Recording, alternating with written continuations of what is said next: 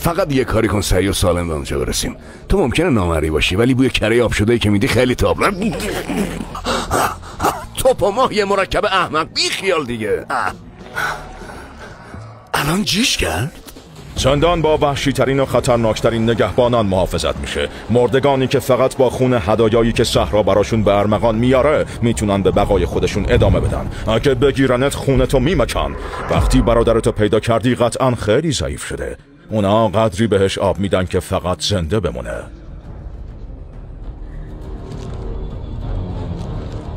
وقتی برادرتو پیدا کردی بهش بگو خیلی دوستش دارم.